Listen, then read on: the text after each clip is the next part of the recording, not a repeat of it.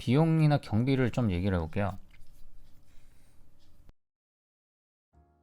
돈이 있어야지 여행을 할 수 있으니까 예산은 어떻게 짜느냐는 내가 뭐 알바를 열심히 하든 어떻게 하든 해갖고 예산을 마련하시면 되는 거고, 많이 하시면 많이 하시도록 좋은 거고, 어쨌든 비용이나 경비를 이제 어떻게 써야 되느냐, 그리고 어떻게 가져가야 되느냐, 카드하고 현금을 적절히 비중을 두고 가세요. 올 현금으로 가져가시지도 말고 올 카드로 가져가시지도 마세요. 가서 현금을 뽑으면 되거든요. ATM에서 뽑으면 되기 때문에 적정한 금액이 따로 있는 건 아닌데, 비행기 값이나 이런 것들은 뭐 선결제를 한다거나 이미 했고, 뭐 버스 비용 이런 교통비를 뺀다고 하더라도 그런 건 카드로 다 가서 결제를 하면 되니까 현금을 과연 얼마를 들고 다녀야 될까 이렇게 걱정을 하시는데, 저 같은 경우는 가져가서 써야 되는 비용, 비행기 값 빼고 만약 500만 원이라고 쳤을 때 한 200만 원 정도 달러로 해서 이제 가져갔다고 보시면 돼요. 그러면 2,000불 정도를 해서 가져가는데, 이제 모두 다 100달러로 이런 식으로 가져가실 필요도 없고요. 좀 적정하게 섞어가고 가시는 걸 추천드리고, 그리고 카드 같은 경우도 체크카드를 꼭 만드시고, 체크카드하고 신용카드는 뭐 당연히 있으니까 신용카드 가져가시고, 체크카드는 그래서 ATM에서 이제 돈을 뽑을 때 제가 쓸 예산을 체크카드에 300만원을 넣어놓고 250만원 현금으로 들고 300만원 뭐 400만원 체크카드에 넣어놓고 거기서 이제 ATM에서 그때그때 이제 빼서 쓰면은 되고요. 왜냐면은 신용카드나 이런 체크카드도 남미에서는 복제를 하는 경우들이 많기 때문에 하나만 가지고 다니지 마시고, 두 개 같은 경우 체크카드 분리를 해갖고 복제가 돼갖고 털어갔을 때를 대비해갖고 두 개로 분리해서 200만원 200만원 이렇게 넣어놓는 것도 하나의 방법이에요. 모두 다 잃어버리지 않는. 그리고 신용카드도 한도 너무 높지 않은, 너무 높으면 또 나중에 문제가 될 수 있으니까 도난 당했을 때 300만원 정도 뭐 이렇게 되는 한도를 있는 신용카드 하나를 가지고 계시고요. 그리고 나머지는 이제 비상금 뭐 50만원 정도라고 생각해갖고 현금으로 가지고 계시면 될 것 같아요. 보관하는 게 또 문제잖아요. 무조건 몸에 붙이세요. 카드하고 무슨 조그만 가방에 넣어놓는다거나 이렇게 하시다가 잃어버릴 수 있고 도난받을 수 있기 때문에, 가장 좋은 방법은 인도 여행 갔을 때 이제 처음 배운 건데, 복대를 했거든요. 복대나 아니면 목에다 걸어갖고 옷 안에다가 넣을 수 있잖아요.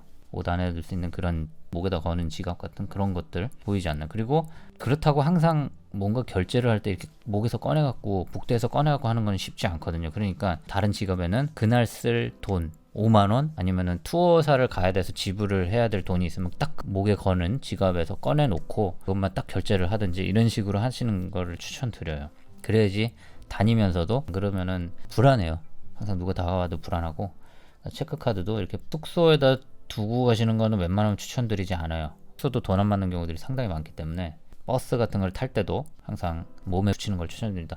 어쨌든 비상금도 가져가고, 체크카드, 신용카드 분리하고 현금 적정 수준으로 해갖고 해라. 투어사 같은 경우들은 현금을 받거든요. 그런 데서는 웬만하면 결제 같은 것들도 여행 다니시면서 웬만하면 ATM에서 현금 뽑아갖고 하시는 걸 추천드려요. 왜냐면 복제되는 경우들이 많아갖고, 물론 ATM 기에서도 복제하는 경우들이 있기 때문에 조심한다고 해도 하기가 힘들어갖고 복불복입니다. 그거는 배낭여행을 다녀보신 분들이야 이제 잘 아시니까 제가 설명 안 드려도, 잘 모르시는 분들도 계시니까, 처음이신 분들도 계시고 하니까, 이게 제가 이제 짰던 건데, 이런 식으로 이제 체류 일수를 이제 적어놓고 국가별로 물가가 다 다르기 때문에 그 예산도 달라질 수밖에 없어요. 뭐 캐나다 같은 경우는 3일이지만 물가가 이런 남미에 비해서 훨씬 비싸거든요. 그렇기 때문에 훨씬 비싸죠. 그리고 이게 상당히 헷갈려요. 환율을 또 다 적용해갖고 표를 만들어야 되기 때문에 현금을 얼마를 쓸 건가 이렇게 해놓은 것 같아요. 제가 이게 오래전에 만들어 놓은 거라. 그리고 카드로 얼마 쓸 건가. 근데 여기는 카드를 쓰지 않았군요. 뭐 이런 식으로 모두 이렇게 만드실 필요는 없어요. 저는 이게 편해갖고 이렇게 만든 거고, 그리고 이제 여기 액티비티에서 얼마 들 건지 저는 이게 만원 단위로 해놓은 거예요. 30만원, 뭐 여기는 5만원, 10만원 뭐 이런 식으로 해서 총 비용이 120만원 들 거다. 여기서는 액티비티 하는 뭐 이런 식으로 숙박비와 식대, 교통비는 얼마 들 건지 85일 정도 된 걸로 되고 650만원 정도 비용이 들 것 같다 이렇게 짜는 것 같아요. 러프하게 예산을 한 600으로 잡아놓고 추가로 들 수 있는 비용, 그리고 비상금 얼마 정도 더 들까 이렇게 해놓은 거죠. 예약한 것들 뭐 이렇게인 것 같아요. 유로도 있어갖고 유로를 또 환전한 거 뭐 이랬던 것 같아요. 카드를 얼마 쓸 건지 이렇게 예산을 짜셔갖고 가시면 됩니다. 이게 보통 일이 아니죠. 배낭여행이라는 게 보통 일이 아니에요. 특히 이런 남미처럼 미리 계획을 짜놔야 되는 그런 국가들은 더 그래요. 유럽이나 이런 데는 좀 유두리 있게 가갖고 그냥 카드 쓰고 그냥 이러면 되는데, 선진국 같은 데는 그러면 되는데, 이렇게 치안 안 좋고 이런 국가들은 좀 어느 정도 철저하게 짜놓지 않으면은 가갖고 좀 막 헤매거든요.